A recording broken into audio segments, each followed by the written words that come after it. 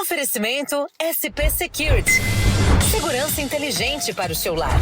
Proteja sua família e fortaleça seu condomínio com tecnologia de ponta.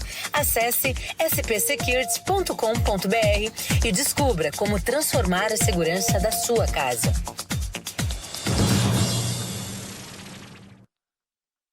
De segunda a sexta, das 9 ao meio-dia. Download da notícia. Você acompanha os fatos que movimentam São Paulo, Grande ABC, Alto Tietê, Litoral Norte Paulista, Vale do Paraíba, o Brasil e o mundo.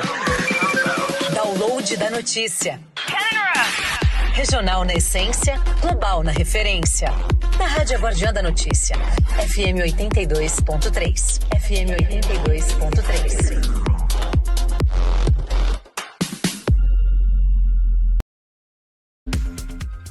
Olá, minha gente, muito boa tarde a você que acompanha a Guardiã da Notícia, você que escolheu ficar bem informado aqui durante a nossa programação. Pelo horário de Brasília, agora são 17 horas e 6 minutos. Na capital paulista, os termômetros cravam 26 graus. Bem-vindos ao Download da Notícia, segunda edição, desta quarta-feira. Hoje é 15 de abril de 2026, outono brasileiro. E Dia Internacional do Ciclista, dia de dar pedaladas. Eu sou Gilda Toreira, falando direto da nossa central de jornalismo, nos estúdios da Avenida Paulista, aqui no coração de São Paulo, de onde, a partir de agora, juntos, vamos conferir todos os destaques e tudo o que aconteceu de mais importante no dia de hoje, em nossa área de cobertura da Guardiã, com notícias regionais, além das nacionais e também internacionais. Estamos ao vivo pela rádio A Guardiã da Notícia, no FM 82.3, também pelas nossas multiplataformas com imagens, no portal aguardiandanoticia.com.br e também pelo nosso canal oficial do YouTube. Jornalismo global com alcance... Não, é jornalismo regional com alcance global, porque é muita coisa e pega em muitos lugares. Jornalismo regional com alcance global. Estaremos juntos até as 19h30, até as 19h pelo FM 82.3 e depois seguiremos pelo nosso portal com imagens até as 19h30 no www.aguardiandanoticia.com.br. Comigo aqui nos estúdios do DN2, toda a nossa equipe que já está pronta para mais um editorial. A Aline na transmissão e também na técnica, a Isa nas redes sociais. Na edição nós temos o Marcos, a Roberta, o Felipe, o Gustavo Cópia com a sua querida e gostosa maçã, na mesa de som e na produção, juntamente com a Kathleen Costa. Boa tarde, Kathleen Costa. No dia do ciclista, a homenagem é para a maçã. A maçã. Você tá bem? Eu tô bem, Gil. Boa tarde para você e para todos que acompanham o Download da Notícia, segunda edição. Vamos começar? Vamos começar. Então, quais são os destaques desta quarta-feira? Ai, meu Deus. CPI do crime organizado encerra os trabalhos sem a aprovação de um relatório final. Banco do Brasil assina empréstimo de 2,57 bilhões de reais para obras do túnel Santos-Guarujá. São Paulo, capital. O prefeito Ricardo Nunes participa da inauguração da Academia Livre, na região de Santana e Tucuruvi. Guarulhos, Comissão de Segurança delibera código de combate à narcocultura na cidade. ABC, Ribeirão Pires, promove nesta quinta-feira, 16, a Feira da Empregabilidade no Paço Municipal. Ainda no ABC, prefeito de Diadema, Taka Yamayushi, vistoria EMEB Manuel Fiel Filho, para conferir as obras de revitalização da unidade. Litoral Norte, Parque Natural Municipal do Juqueriquerê, celebra 3 anos com programação especial em Caraguatatuba. Alto Tietê, Fundo Social de Solidariedade recebe 1,3 tonelada e 300 mil quilos de alimentos arrecadados em evento de tuning e rebaixados. Vale do Paraíba, São José dos Campos registra queda nas mortes de trânsito durante o primeiro bimestre do ano. Santa Catarina, Florianópolis cedia até o dia 17 de abril a Semana Nacional de Registro Civil intitulada Registre-se. Bahia, a cantora Ana Mameto celebra a entrega das obras do Teatro Castro Alves, o TCA, destacando a importância do espaço para a cultura baiana. Ainda nesse editorial teremos a participação da jornalista Gabriele Tricânico com as principais notícias, com análises e comentários que movimentaram esta quarta-feira. Hoje, em cobertura na região do Alto Tietê, ela entrevistou o presidente da Câmara de Mogi, o Farofa. Você vai conferir aqui na íntegra. Agora, falando do cenário internacional, China afirma que vai apoiar Cuba diante da pressão dos Estados Unidos. Hoje teremos também a estreia do quadro Municipalismo em Foco, com a estrategista política Gisele Tonches. Tudo isso aqui no DN2. E por fim, Gil, nesta edição teremos um giro pela cidade de cobertura da Guardiã, com um resumo das principais notícias do dia, com as participações dos jornalistas Francisco Trevisan, do Litoral Norte, e o Ricardo Café, do Alto Tietê. Essas e outras notícias você confere agora. Vem com a gente, pois o download da notícia, segunda edição desta quarta-feira, 15 de abril, já está no ar. Download da notícia. Abrimos o nosso editorial às 17h11 com a cobertura na região de São Paulo, estado, capital, grande São Paulo, enfim, todas as regiões que compõem o nosso estado. E já vamos falar aí sobre uma obra que custou muito dinheiro. As obras do túnel Santos-Guarujá, um dos maiores projetos de infraestrutura do país, elas devem começar ainda neste ano. A previsão foi confirmada, Kathleen e queridos ouvintes aqui da Guardiã, pelo vice-presidente Geraldo Alckmin durante a assinatura de um contrato de singelos 2,57 bilhões de reais entre o Banco do Brasil e o governo de São Paulo. A operação conta com o aval e a garantia do governo federal, o que assegura a contrapartida estadual na parceria público-privada para a construção da primeira ligação seca imersa da América Latina. Confira os detalhes sobre o assunto na reportagem a seguir do canal Gov, aqui na tela do DN2. A assinatura do empréstimo do Banco do Brasil ao governo de São Paulo consolida a cooperação entre os entes federativos na construção de uma obra que vai beneficiar 7 milhões de pessoas, sendo 70 mil por dia.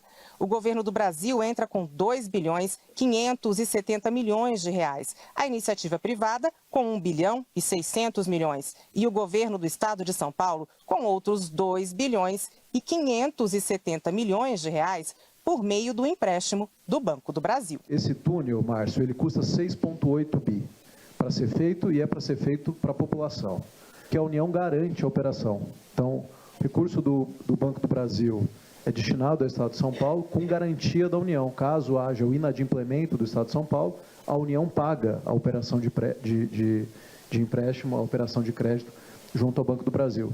O túnel submerso é o maior investimento do novo PAC federal. É o primeiro túnel imerso da América Latina, 1,5 km de extensão, ligando as cidades de Santos e Guarujá, no litoral paulista. 870 metros totalmente embaixo d'água. A previsão é de que as obras comecem agora este ano e de que estejam finalizadas em 2030. É um investimento histórico, como disse o Samuel, muito aguardado pela região. O ministro Márcio sabe disso. A gente vai ter ali 3 faixas, uma que pode ser adaptada para VLT, você vai ter um canteiro central que pode ter ciclovia, outros serviços. Então, um túnel de primeiríssima geração. Esse, de fato, é o maior empreendimento do PAC, o maior empreendimento do Programa de Aceleração do Crescimento do Governo Federal. E motivo de muito orgulho e de muita alegria para todos nós que fazemos o governo federal, pelo simbolismo, né, que esse empreendimento tem. Infraestrutura urbana e portuária ao mesmo tempo, num único empreendimento, com mais de 6 bilhões de investimentos. Além de reduzir o tempo de deslocamento das pessoas, a obra vai ter impacto na economia do país, beneficiando a logística do Porto de Santos e atraindo novos investimentos. Nós vamos poder permitir incremento de melhora no porto, evitando esse conflito com a travessia marítima e qualidade de vida para a Baixada Santista. A ligação Santos-Guarujá, que às vezes leva 1 hora, vai ser feita em menos de 5 minutos. e passará pelo túnel não só carro, ônibus, caminhão, como até o VLT, o veículo leve sobre trilhos. 17 horas e 15 minutos, continuando pelo nosso giro de cobertura aqui em São Paulo, vamos agora para a capital. O prefeito Ricardo Nunes, aqui da capital, cumpriu a agenda nesta quarta-feira lá na Vila Guacá. Acompanhado pelo deputado estadual Felipe Franco e por secretários municipais, Nunes inaugurou a Academia Livre na Praça Rotary Club. O novo espaço busca incentivar a prática esportiva e o lazer na região de Santana e também Tucuruvi, na zona norte da capital. A entrega oficial ocorreu na Rua Helena do Sacramento, reforçando os investimentos em infraestrutura social e também saúde pública na capital paulista. E a nossa equipe de reportagem e jornalismo esteve presente e a repórter Maria Vitória mostra agora todos os detalhes sobre a inauguração da Academia Livre na Praça Rotary Club. Confira na tela do DN2. A Prefeitura de São Paulo inaugurou uma academia ao ar livre na zona norte da capital. O prefeito Ricardo Nunes esteve presente na entrega do espaço ao lado do idealizador do projeto, o deputado estadual Felipe Franco. Cerca de 60% das academias ao ar livre estão localizadas em áreas periféricas da cidade de São Paulo, beneficiando diariamente moradores dessas regiões. Durante a inauguração, Ricardo Nunes destacou a importância de ampliar espaços públicos voltados à prática de atividades físicas e ao lazer da população. Um trabalho super importante de tratar desse tema que é o combate às pessoas ficarem no ostracismo, às pessoas praticarem atividade esportiva, que ajuda muito na saúde. Segundo o IBGE, 47% dos brasileiros não praticam atividade física regularmente. Entre jovens, esse número chegou a 84%. O deputado estadual Felipe Franco, que defende pautas ligadas ao bem-estar físico, comentou sobre o cenário e a importância de incentivar hábitos mais saudáveis. Porque é uma inovação de tecnologia e um maquinário para São Paulo, para que a gente consiga fazer a prevenção a doenças, o incentivo à atividade física, aqui no sítio do Mandaqui, na região de Santana, zona norte de São Paulo. Espaços como esse ajudam moradores da região a manter uma rotina de exercícios ativa, já que não é necessário se deslocar para longe ou arcar com custos, facilitando o acesso à prática de atividades físicas no dia a dia. Eu vou frequentar, sendo sincero, que eu já faço academia no caso. Eu gostei muito do espaço e vou frequentar diariamente aqui. O secretário das subprefeituras, Fabrício Cobra, afirmou que iniciativas como essa seguem sendo prioridade e destacou que a expansão de academias ao ar livre já está prevista para outras regiões da cidade. A gente tem contratado esse aqui em Santana e mais um em Guaianazes, nesse projeto piloto da Academia Livre, né? São equipamentos com mais tecnologia, equipamentos que proporcionam ali, simulam como se fosse uma própria academia, né? São equipamentos de maior tecnologia. A gente aumente a convivência, a utilização do espaço público, que é muito importante dentro da cidade. 3, 2, 1. Muito bem, encerramos. E olha só, em evento nessa semana na Câmara Municipal, o vereador Nabil Bonduque, do PT, apresentou o projeto de lei que visa a humanização da saúde pública em São Paulo. A proposta foca no aprimoramento do atendimento e também na qualidade dos serviços prestados à população da capital. A medida busca reduzir filas e garantir acolhimento eficiente nas unidades municipais. Confira os detalhes na reportagem completa de produção na TV Câmara de São Paulo, aqui na tela do DN2. Você sabia que o simples ato de sorrir traz benefícios imediatos para a sua saúde física e mental? O sorriso reduz o estresse, melhora o sistema imunológico e libera endorfina e serotonina, neurotransmissores que geram a sensação de prazer e bem-estar. Pensando nisso, o vereador Nabil Bonduque propôs um projeto de lei para implementar a terapia do riso no sistema público de saúde da cidade. A terapia do riso utiliza técnicas de humor, risadas exercitadas e a arte da palhaçaria para promover saúde e bem-estar emocional de pacientes e idosos. Estudos indicam que a presença de voluntários, risoterapeutas, palhaços e praticantes do yoga do riso em hospitais e espaços de convivência melhora o ambiente, reduz o estresse, a ansiedade e sintomas depressivos, além de estimular a interação social. É uma prática que já existe há muito tempo. Doutores da Alegria é um exemplo disso. Há 36 anos fazendo um trabalho fantástico. Existem hoje várias outras organizações que estiveram aqui presentes aqui, que também fazem esse trabalho, mas eles são pontuais, né? Eles são pontuais, eles não têm apoio do poder público, é realizado por ONGs, com trabalho voluntário, realizado com poucos recursos, e que nós queremos é instituir essa terapia como uma prática regular no serviço de saúde da cidade de São Paulo e depois levar isso, inclusive, para o âmbito nacional, porque é uma prática que deveria se espalhar pelo Brasil todo. O evento contou com a presença de Alessandro Azevedo, coordenador do Escritório Estadual do Ministério da Cultura em São Paulo. Ele destacou a importância de reconhecer os profissionais que atuam com a palhaçaria na capital paulista. Nós, sociedade, mesmo não estando numa situação hospitalar, a gente fica feliz em saber dessa aprovação de um projeto de lei como esse, né? A gente vê sendo discutido na Câmara Municipal, que é a Casa do Povo, sendo discutido um projeto que vai beneficiar e muitas pessoas. E é um excelente reconhecimento para a área da palhaçaria na cidade de São Paulo. Às 17h21, ainda dentro de São Paulo, do estado, vamos agora para Guarulhos. Vamos falar sobre a Comissão de Segurança. A Comissão de Segurança de Guarulhos deliberou, entre outros assuntos, durante a última sessão plenária sobre o projeto do Código de Combate à Narcocultura. A proposta estabelece aí diretrizes para enfrentar a influência do crime organizado e promover ações educativas na cidade. A iniciativa busca fortalecer a segurança pública e, principalmente, prevenir a apologia a atividades ilícitas. Acompanhe os desdobramentos e o impacto desta medida na reportagem a seguir, esta de produção da equipe de comunicação da TV Câmara de Guarulhos, agora, na tela do DN2. Combater o consumo e a apologia ao uso de narcóticos por meio de um código de conduta. É o que deseja o vereador delegado Mesquita, do PP. Ele é o autor de um dos projetos analisados na reunião da Comissão de Segurança Pública no último dia 13. O inciso 3º do artigo 2º do projeto define a narcocultura como conjunto de práticas, símbolos e expressões culturais que enalteçam, promovam ou legitimem o tráfico de drogas, a violência ou o crime organizado como meios de status, poder ou ascensão social. Presidente da comissão, Rafa Marques, do MDB, destacou que o combate a essa cultura que ele considera nociva deve começar pelo público infanto-juvenil. Justamente para nós combatermos essa cultura da narcocultura, nós combatermos isso.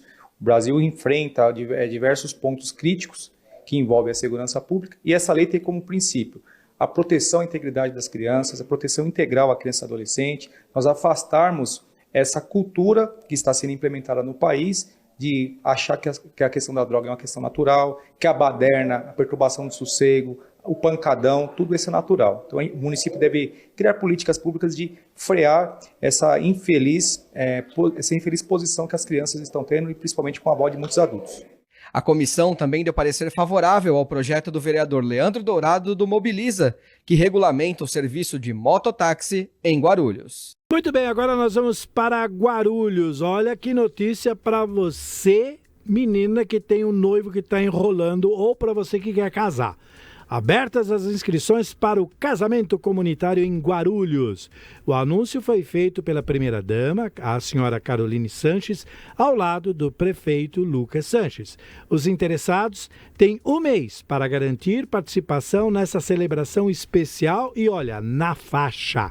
Se você sonha em dizer sim e viver um dia inesquecível, não perca o prazo. Saiba agora como se inscrever e quais são os requisitos na reportagem a seguir com a primeira-dama e com o prefeito. Casar é bom e por isso estão abertas já as inscrições do casamento comunitário. Conta o pessoal aí de casa, amor. Amor, muita gente deixa de casar porque não tem condições financeiras. E é por isso que o Fundo Social da Prefeitura está fazendo essa edição maravilhosa do casamento comunitário. E aí vem outro questionamento. Ah, não quero, a festa não deve ser boa. Às vezes o que a prefeitura faz não é... Muito pelo contrário, a gente vai deixar aqui nas imagens como que foi a edição do ano passado. A festa foi incrível, maravilhosa, comida boa, a família, as pessoas se divertiram muito. Então agora conta pro pessoal, amor, como que faz para se inscrever, onde que é, o que faz? É muito simples, amor. Chega de desculpa de enrolar a mulherada, viu, pessoal? As inscrições a gente vai deixar aqui abaixo para ficar mais fácil para você, para não esquecer mesmo que acabar o vídeo, o telefone, e venha conhecer a nossa nova sede, que a inscrição presencial será feita lá. E eu tenho uma surpresa depois para as noivas, mas eu não posso contar agora, viu? Então, ó, você que tá enrolando ela, não tem mais desculpa. Você, mulherada, ó, já marca aí nos comentários, porque, ó, não vai gastar pra casar. Vai ter festa boa. Não tem mais desculpa em enrolação. Sem desculpa. Se enrolou, mulherada, aqui, troca ó. de homem. Tá dado o recado. Olha, para mais informações, entre em contato pelo WhatsApp 932 43 73 45. Agora, se você quiser ter certeza de que esse casamento sai, vai presencialmente. Compareça na Avenida Emílio Ribas, número 1315. E boa sorte e felicidades. Agora são 17 horas e 26 minutos. Acesse as nossas redes sociais e também o nosso portal para ficar sempre muito bem informado. aguardandanoticia.com.br. Nós vamos para o nosso primeiro intervalo. Na volta, vamos para o ABC. Agora, intervalo. Download da notícia, segunda edição. Grande ABC. Às 17 horas e 29 minutos, abrimos então o nosso giro pela região do ABC, mais uma região de cobertura da Guardiã. Você pode conferir todas as informações no nosso portal aguardandanoticia.com.br. Muito bem, Ribeirão Pires promove nesta quinta-feira, dia 16, conhecido também como amanhã, a Feira da Empregabilidade no Paço Municipal. O evento oferece mais de 900 vagas com salários de até R$ 6.400, visando fortalecer a economia local. Interessados devem comparecer das 8 da manhã às 5 da tarde, munidos de documentos pessoais e currículo atualizado.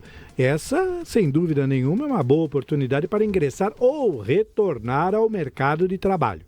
O prefeito Guto Volpi fala sobre todos os detalhes da ação que será realizada amanhã. Confira comigo agora na tela do DN2. Olá pessoal, hoje estou aqui ao lado do prefeito Guto para falar uma novidade muito boa para vocês. Salários de R$ 6.400 aqui no Feirão de Empregos. Olha, mais de 900 vagas, é a tua oportunidade de mudar de vida. Vem aqui o Feirão de Empregos essa semana, aparece aí no vídeo na tua agenda, porque essa semana você viu o tamanho do salário? Então corre para cá que a oportunidade é tua. O salário, hein? R$ 6.400, aproveite, teve gente aqui que já levantou a orelha, mas vai ficar aqui que a gente não vai liberar, tá certo? Ainda no ABC, a Câmara de Santo André realizou na manhã de ontem, terça-feira, a 19ª sessão ordinária de 2026. Em pauta, temas cruciais para o município que mobilizaram os parlamentares e definiram novos rumos para a cidade. Acompanhe agora as principais questões, os principais destaques, as votações do dia e as decisões que impactam diretamente o cotidiano de quem mora na cidade. Fique por dentro de tudo que foi discutido no Legislativo andreense na reportagem da TV Câmara de Santo André, direto na tela do DN2. Plenário cheio na 19ª sessão ordinária do ano na Câmara Municipal de Santo André. Os vereadores rejeitaram o veto total do Executivo ao projeto de lei do vereador Carlos Ferreira, do MDB, que é o presidente da Câmara. O projeto obriga a fixação em lugar visível o nome e a fotografia do prefeito de Santo André nas dependências da administração pública direta e indireta na cidade. É um projeto importante para que toda a cidade, quando o munícipe entrar na prefeitura de Santo André, ele vai saber quem é o prefeito municipal, que é responsável pela zeladoria, pela gestão do município, que vai tirar do papel os projetos para a cidade e que vai representá-lo. 4 projetos de lei foram aprovados em segunda discussão. O projeto do vereador Major Vitor Santos, do PL, reconhece a música gospel como manifestação popular em Santo André. O projeto do vereador Denis Gambá, do Solidariedade, foi aprovado por unanimidade. O projeto institui a política municipal de prevenção e combate ao furto e roubo de cabos e fios metálicos em Santo André. As empresas sofrem esse impacto também, isso prejudica muito. Nós aqui na Câmara tem que ter um olhar diferenciado para ajudar Santo André a desenvolver, e com isso a gente precisa estar aqui do lado dos empresários, do lado do prefeito, ajudando a a resolver esse tipo de questão. O plenário aprovou o projeto que dá o nome de Benedita Conrado Asfreda a um posto territorial no bairro de Centreville. Esse projeto é do vereador Renatinho Santiago do Avante. Por que não indicar, por que não homenagear uma pessoa que fez história, que tem história, né? A família Asfreda tem história dentro da comunidade do Centreville. Então eu estou homenageando a dona Benedita Conrado Asfreda, que eu creio que vai ser benéfico para toda a comunidade. O plenário aprovou o projeto de lei que obriga a instalação de equipamentos que eliminam o ar na tubulação do sistema de abastecimento de água em Santo André. Esse projeto é do vereador Edilson Santos, do PRD. O hidrômetro ele não diferencia o que é ar e o que é água. Esse projeto do eliminador de ar nas tubulações vai reduzir de 30% até 50% para o bolso do contribuinte. É pensando assim, a política pública existe de fato para cuidar disso com responsabilidade e melhorar a vida das pessoas. Chega de fraude e de ar nas tubulações. Muito bem, agora nós vamos para Diadema. O prefeito Taka Yamayushi, do MDB, vistoriou a EMEB Manuel Fiel Filho. Ele foi lá para conferir as obras de revitalização desta unidade. A ação, minha gente, ela integra o maior programa de reformas escolares da história do município. Aí tem um investimento de 40 milhões de reais em 32 escolas. O prefeito destacou que o objetivo é reverter aí o descaso de gestões passadas, garantindo estrutura digna e ensino de qualidade. Com foco no futuro das crianças, a iniciativa visa, acima de tudo, desenvolver a esperança à comunidade escolar. Vamos então conferir na tela do DN2 o que disse o prefeito. Manuel Fiel Filho é agora a escola bonita. A gente está aqui vistoriando tecnicamente, junto com todo o secretariado, todas as pessoas dedicadas aqui para que a gente possa fazer o maior investimento na educação até então. 40 milhões de reais, 32 escolas, esse ano 40 até o final, porque 8 do ano passado, para que a gente faça essa grande transformação. A gente sabe o quanto é importante essa infraestrutura e a gente vem aqui no começo do ano entregar os uniformes. Essa foi a primeira escola que a gente veio entregar os uniformes e a gente viu essa necessidade. Agora, voltando com um olhar mais técnico, um olhar para que a gente possa fazer essas pontuações e melhorar a escola como um todo. Tá aí, 17 horas e 35 minutos. Com essa notícia, nós fechamos aí o nosso giro pelo ABC. No próximo bloco, a gente vai para o Vale do Paraíba. Vamos para o Alto Tietê, é isso, produção? Alto Tietê? Alto Tietê, exatamente. Então vamos para o Alto Tietê no próximo bloco e vamos falar também sobre uma série de coisas que estão acontecendo lá, a cobertura que a Gabi Tricânico fez na região pela manhã e muito mais para você. E tem também a participação do jornalista Ricardo Café trazendo as últimas informações de lá. Música e informação na palma da sua mão. Intervalo. Download da notícia, segunda edição. Alto Tietê. Alto Tietê. Pelo horário de Brasília, agora 17 horas e 41 minutos. Hoje é quarta-feira, dia 15 de abril de 2026. Vamos então para as notícias do Alto Tietê. A jornalista Gabi Tricânico esteve em sua cobertura diária fazendo aí a apuração dos principais assuntos das regiões de cobertura aqui da Guardiã. E a região hoje de manhã foi o Alto Tietê, onde ela conversou com o presidente da Câmara Municipal de Mogi das Cruzes, o Francismário Farofa, do PL. Ela falou sobre o parlamento que vota a reforma administrativa, que regulamenta cargos e também de chefes de divisão na prefeitura. Falaram também sobre a reforma no prédio do Legislativo, que trará muita acessibilidade e modernidade, e também sobre as eleições 2026 que já estão batendo na porta dos vereadores lá de Mogi. Vamos acompanhar então como foi essa entrevista da Gabi Tricânico com o vereador Farofa, presidente da Câmara de Mogi. Uma oportunidade de discutir entre os vereadores no colegiado de líder há alguns dias, né? Mas há uns 15 dias atrás tive uma oportunidade também de conversar com a prefeita Mara Bertaioli, considera essa apresentação.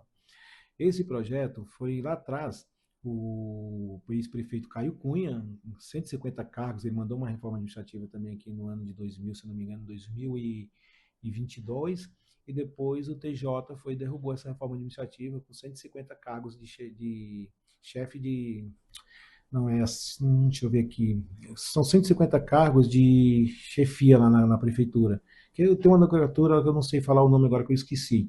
E aí a Mara teve que fazer toda essa reforma administrativa, né, com esses novos cargos, né, por secretaria, e está mandando essa reforma. Foi uma reforma que foi trabalhada mais de um ano na prefeitura, em mais de um ano trabalhando. Eles tiveram a oportunidade de dialogar também com o próprio MP, também falando com o pessoal em São Paulo, com as controladoria também, para mandar esse projeto aqui. A gente teve a oportunidade de estar discutindo esse projeto na Câmara Municipal, vamos votar hoje. Se a gente não votar esse projeto agora até o dia 23, esse pessoal que estão nesses cargos, eles vão ter que ser exonerados. Então, a gente precisa votar esse projeto agora. Eu lembro que lá atrás ela conseguiu mais um ano no STF, o doutor Felipe, que é o nosso procurador, conseguiu, junto ao STF, né, de manter esses cargos. Ela nomeou praticamente 40% só dos cargos, né, desses 150 cargos. Chefe de divisão, agora eu lembrei, que minha cabeça está melhor. Chefe de divisão. E aí a gente conseguiu, agora estão mandando esse projeto, mas a gente já tem discutido bastante na Câmara Municipal e vai ser aprovado hoje esse projeto. E como é que estão os ânimos, né? A gente está praticamente na metade do primeiro semestre, a eleição está batendo na porta, como é que tá os ânimos dentro aqui dessa Casa de Leis, já que cada um vai correr por si aí atrás dos seus pré-candidatos, e tanto ao governo, quanto à presidência e também a deputados? O Gabi, está tranquilo, né? Tipo assim, são os vereadores, alguns já saíram candidato a deputado. Eu acho que esse ano vai ser o ano que poucos vereadores vão sair candidato a deputado estadual, né? São pré-candidatos a deputado estadual, federal, são pouquíssimos aqui na Câmara Municipal, mas todos eles têm compromisso, né? Com seus partidos, com seus deputados. Mas está bem tranquilo, o trabalho na casa está bem planejado. Nós estamos agora fazendo um trabalho agora no primeiro semestre agora, de votar todos os projetos, tudo que a gente sabe que no segundo semestre, que é um período eleitoral, um pouco que todo mundo está na rua pedindo voto para os seus deputados, aqueles que são candidatos pedindo voto para si mesmo, né? Então a gente está bem tranquilo, a casa tem trabalhado bastante, a gente tem votado bastante projetos de interesse do Executivo, a gente vive um momento hoje muito diferente na Câmara, um momento de união, um momento no qual todas as decisões são compartilhadas entre os líderes e entre outros vereadores, então está bem tranquilo. Estamos só aguardando o período eleitoral para a gente colocar o time em campo. E como é que você é pré-candidato a deputado? Você precisa deixar a Câmara, se afastar do cargo? Eu não preciso me afastar, as nossas sessões são terça e quarta aqui na casa, os outros dias bem tranquilo, então eu vou estar no meu cargo. Claro que o meu foco é na cidade de Mogi das Cruzes, né? O meu foco é aqui o trabalho administrativo, que o trabalho da presidência não resume só nas sessões de terça e quarta, tem toda a parte administrativa. Mas, como eu te falei agora, a gente tem hoje um grupo muito bom, o pessoal que trabalha conosco aqui, está tudo bem organizado, não vai atrapalhar momento nenhum na minha campanha. E para a gente encerrar, tem uma reforma acontecendo aqui na Casa de Leis, uma reforma que era muito aguardada, inclusive porque pela falta de acessibilidade aqui nessa Casa de Leis. Essa reforma sai esse ano? Sai esse ano, Gabi. Inclusive aqui a recepção da Câmara, né, a parte da frente da Câmara, a gente está passando por uma reforma, acredito que mais uns 2 meses e meio, a gente consegue entregar uma Câmara mais acessível nessa parte dos gabinetes aqui embaixo, né, principalmente na entrada, com identificação facial, sala de espera para as pessoas que chegar ali, esperar, né, até ser atendida, né, os gabinetes liberar a entrada também, então está fazendo uma Câmara bem moderna e também essas reformas também principalmente visando a parte de acessibilidade. A gente tem outra, que é a segunda parte da reforma, que o processo agora, dia 24, agora já vai sair o chamamento agora, que as empresas possam participar, que esse que eu vejo como do mais importante aqui, que é a acessibilidade no plenário da Câmara Municipal. A Câmara da década de 80, naquela época se falava de acessibilidade, e esse projeto vai ajudar muito, principalmente as pessoas que hoje, que vêm participar da Câmara Municipal, hoje um cadeirante, pessoas de idade, hoje não tem essa acessibilidade. Inclusive a gente está com um vereador aqui, que é o Johnny da Inclusão, ele jogando bola, quebrou a perna, e tem muita dificuldade de participar da sessão, porque a Câmara não tem acessibilidade, tudo, tem ainda aquelas escadas, aqueles batentes, mas eu acredito que dia 24 é o chamamento, onde as empresas vão participar. Depois do dia 24, eu acredito que mais uns 20 e poucos dias a gente está assinando para a empresa vencedora. Olha, ainda na cobertura da região do Alto Tietê, agora nós vamos para Ferraz de Vasconcelos. Olha que ação bacana, minha gente. O Fundo Social de Solidariedade de Ferraz de Vasconcelos recebeu mais de 1 tonelada de alimentos que foram arrecadados durante um evento que aconteceu nesse último final de semana. As doações foram obtidas durante o encontro dos carros antigos e rebaixados, unindo aí a paixão pelo automobilismo à solidariedade. Itens como arroz, feijão e macarrão comporam aí cestas básicas destinadas a famílias em situação de vulnerabilidade. A iniciativa reforça, sim, o apoio aos programas assistenciais do município e, claro, beneficia quem mais precisa. Confira no vídeo a seguir, de produção da equipe de comunicação da Prefeitura de Ferraz de Vasconcelos, os detalhes sobre essa ação muito bacana lá na cidade. O que começou com carros, acabou em solidariedade. Olá, meus amigos, tudo bem? Estamos aqui no grande evento de túneis e carros. O primeiro encontro de túneis rebaixados e carros antigos de Ferraz de Vasconcelos resultou em muita solidariedade. Mais de 1 tonelada de alimentos foram arrecadados entre arroz, feijão, açúcar e macarrão. Esses alimentos foram entregues para o Fundo Social de Solidariedade, onde serão montados kits e serão entregues para as famílias que mais necessitam em nossa cidade. Logo teremos novos eventos para que possamos juntos fazer novas arrecadações e momentos de alegria como tivemos domingo. Às 17h49, virando agora, vamos para o Alto Tietê, onde o Ricardo Café, o jornalista, o correspondente da região, traz os detalhes sobre tudo que aconteceu e movimentou hoje essa rica região do Alto Tietê. Café, muito boa tarde, como é que você está, meu amigo, tudo bem? Oi, Gil, boa tarde para você, para todos que nos acompanham aqui na Guardiã da Notícia. Olha, Gil, estou aqui em frente à Câmara de Mogi das Cruzes, acompanhando, né, a sessão desta quarta-feira, que ainda não terminou, Gil, por isso que eu estou fazendo a minha entrada aqui fora. Se a gente fizer lá dentro, a gente acaba atrapalhando, né, realmente os vereadores. Gil, antes de falar do destaque aqui da Câmara, eu vou trazer uma informação do município de Itaquaquecetuba, tá? A Guarda Civil lá de Itaquá localizou hoje, nesta quarta-feira, uma casa-bomba lá no Jardim Amazonas. Casa-bomba, a gente sabe, é aquele imóvel que os traficantes usam para armazenar as drogas, enfim, e outros objetos aí usados no tráfico, né? Olha, o imóvel abandonado, era um imóvel abandonado, tá? Ele era usado para armazenar e distribuir entorpecentes naquela região. Então os agentes encontraram, Gil, mais de 2.400 porções de drogas nesse imóvel, tá? Uma balança de precisão, anotações de contabilidade, dinheiro, enfim, materiais usados para preparo e para embalagem aí das drogas, tá? Tudo foi encaminhado para a Delegacia Central, onde a ocorrência foi registrada e vai seguir aí sob investigação. Agora eu trago um destaque do município de Suzano, Gil. Lá em Suzano, o prefeito Pedro Ishi, ele recebeu na tarde desta terça-feira, ontem à tarde, um grupo chamado Mães que Protegem, tá? É formado ali por moradores do bairro Cidade Boa Vista, né? E algumas dessas mães desse grupo têm filhos que estudam naquela escola municipal, a professora Inês de Castro Almeida Maia, a unidade que foi invadida, né, por um ex-aluno lá que estava com uma arma branca, acabou machucando uma professora daquela unidade, né?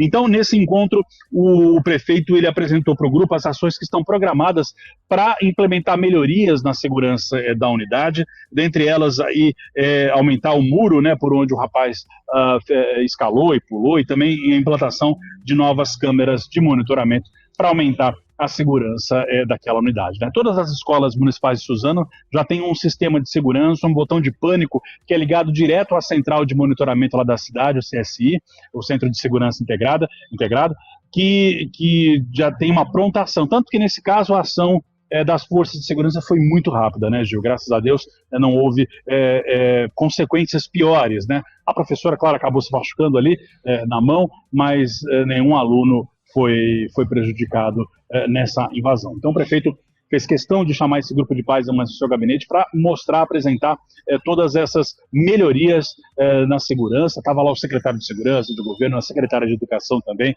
para trazer essas informações, prestar esses esclarecimentos para os pais daquela região. Ô Gil, agora eu vou trazer o destaque aqui então da Câmara de Mogi das Cruzes, tá? Hoje os vereadores aprovaram uma moção que destaca a iniciativa aqui da Prefeitura de Mogi das Cruzes, que recuperou a credibilidade fiscal do município. Gil, a Prefeitura ela é como se fosse o Serasa para a gente, né? Que mede a sua capacidade de pagamento e também de endividamento, né? Então a Prefeitura tinha notas baixas nesses dois quesitos. Nesse último ano, aí, com o trabalho da equipe da prefeita Mara Bertaioli, essa credibilidade fiscal do município foi retomada. Isso, na prática, ajuda o município a chamar investimentos, né? Eu conversei com o vereador Mauro Araújo, que é um dos vereadores que propôs esse texto. Ele explicou para a gente qual que é a importância da conquista desses selos de bom pagador, do CAPAG, e também dessa questão dessa avaliação da Secretaria do Tesouro Nacional. Vamos ouvir agora o vereador Mauro Araújo. Vereador Mauro Araújo, qual que é o destaque da sessão de hoje? O que o município tem a observar?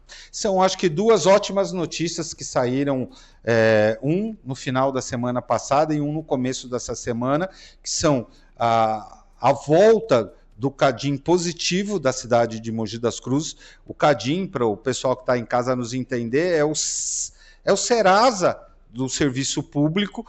Mogi das Cruzes tinha uma pendência numa discussão judicial que já se arrastava aí por quase 8 anos, e essa semana a administração municipal resolveu essa pendência, pagou 3 milhões de reais, um dinheiro que não era previsto nas despesas, mas para ter o selo de bom pagador, para isso atrair investimento para a cidade de Mogi das Cruzes, a administração municipal, da prefeita Mara, do vice-tel Cusatz, conseguiram resolver essa pendência, é uma grande notícia. A segunda é a volta do selo bom pagador para a cidade, que é a Copag, que é um órgão do governo federal que avalia a capacidade de gerenciamento, de endividamento dos municípios. Nós estávamos com nota C, que é a segunda pior nota, era uma nota negativa, e Mogi das Cruzes sempre foi conhecida como uma cidade que pagou bem, boa pagadora. Isso traz mais empresa para disputar as eleições,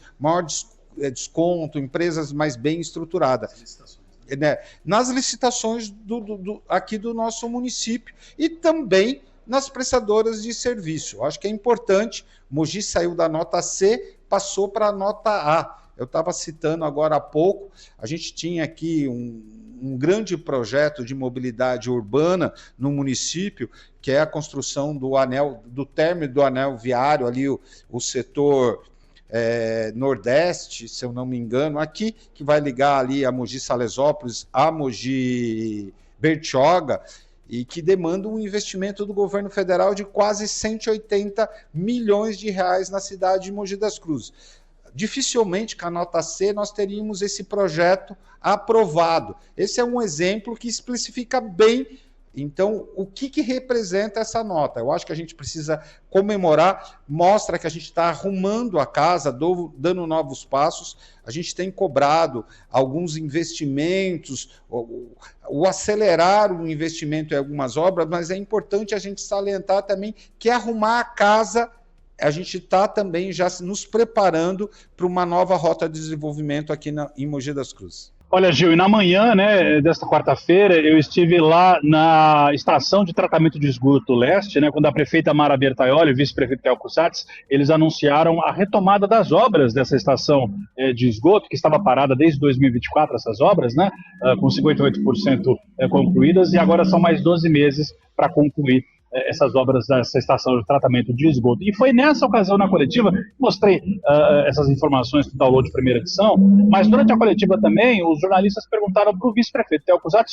sobre esse assunto, sobre essa questão do município recuperar, então, esse selo, essa nota de capacidade de pagamento e também toda essa questão de atrair os investimentos para a cidade. Então, o vice-prefeito Tel Cusatz conversou conosco, na coletiva com os jornalistas sobre esse assunto. Vamos ouvir agora a fala dele. Nós tivemos a oportunidade de estar no governo do prefeito Bertaioli, a gente sempre teve esse selo de bom pagador. E o bom pagador nada mais é do que, como o prefeito falou, ter sempre um bom planejamento. Não dá para você assumir um compromisso que você não tenha recurso para pagar, que você tenha uma licença para lançar alguma coisa. E qual que é o impacto disso para a população? Tudo. A gente está falando dos desafios. Ontem o CADIM é uma certificação, de uma maneira resumida, que a prefeitura precisa estar com ela ok, para que receba recurso federal, receber emendas e tal. E ela ficou positiva. Teve um problema que aconteceu entre o ano 2020 e 2021, que nós tivemos que gastar 3 milhões de reais ontem para regularizar isso. São assuntos que não aparecem em lugar algum. Então a gente faz a questão de sempre quando a prefeito divulga, publica, é que tudo isso já foi muito bem preparado, sedimentado e está verdadeiramente pronto para a população se beneficiar disso. Então é a administração, que às vezes não aparece, para que as pessoas possam, porque nós que moramos aqui, possamos ter uma obra. Sem um selo de bom pagador, você não consegue financiamento, as empresas veem a gente com... As grandes empresas, elas não acreditam, elas usam o CAPAG, que é a capacidade de pagamento do Tesouro Nacional, para saber se disputam ou não uma licitação. Vocês acham que o Oswaldo Cruz não foi olhar os dados do município de Mogi das Cruzes para ver se eles iam colocar o nome deles associado à cidade? Não, com certeza. É a questão de governança que a gente tanto fala. Então isso é fundamental para que a gente possa ter um ambiente para trazer empresas boas para a cidade novamente.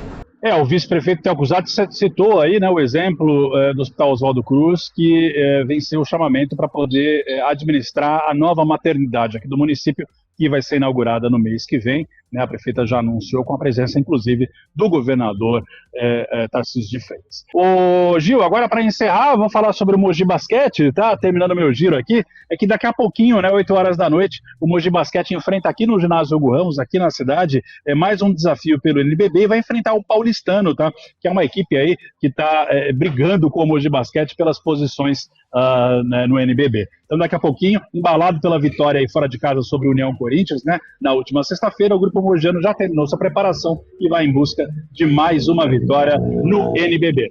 Ô Gil, agora são 5 horas e 59 minutos. Eu volto contigo aí no estúdio. Esses são os meus destaques aqui do Alto Tietê. Olha só, a câmera já está fechando ali. Vou ter que entrar por outra entrada para pegar o final da sessão. É contigo, Gil. Era o que eu ia te avisar, Café. O homem fechou a porta, né? Quando você fala, corre lá para poder entrar. Amanhã você vem com as novidades. Obrigado, Café. Até amanhã. Fica com Deus. Bom trabalho, amigão. Um abraço, até. 17 horas e 59 minutos, ainda na região que nós estamos aí do Alto Tietê. Agora nós vamos entrevistar a vereadora Priscila Yamagami. Ela é do partido PL de Mogi das Cruzes, região de onde falou o nosso querido Café, porque ela entrou com um requerimento que propõe aí votos de aplausos e congratulações à Secretaria de Saúde de Mogi das Cruzes e também ao Conselho Municipal pelo prêmio recebido no 39º Congresso do Consens. Vamos receber então a vereadora Priscila, que já deve estar aí conosco. Priscila, vereadora, boa tarde, boa noite já, 18 horas. Boa noite, seja bem-vinda, como vai? Tudo bem? Obrigada, boa tarde, boa noite, né? Muito bem aqui, feliz e obrigada por essa oportunidade da gente falar sobre esse prêmio tão importante para a Secretaria de Saúde aqui da nossa cidade. Vereadora, vocês fizeram esse requerimento propondo, inclusive, para que seja feita aí uma placa comemorativa, né? O envio de cópias oficiais à prefeita Amara Bertaioli e demais autoridades. Explica um pouquinho, primeiro, da onde a senhora teve essa intuição, essa vontade de fazer esse requerimento solicitando e por que a senhora pediu? Porque muita gente resolve assim, poucas pessoas reconhecem as coisas boas, elas costumam mais criticar do que reconhecer. E a senhora, na contramão do que muitos vereadores fazem, que é só criticar, a senhora está fazendo aí um reconhecimento de um trabalho que foi bem feito. Então, fala um pouquinho sobre a ideia e qual é a pretensão.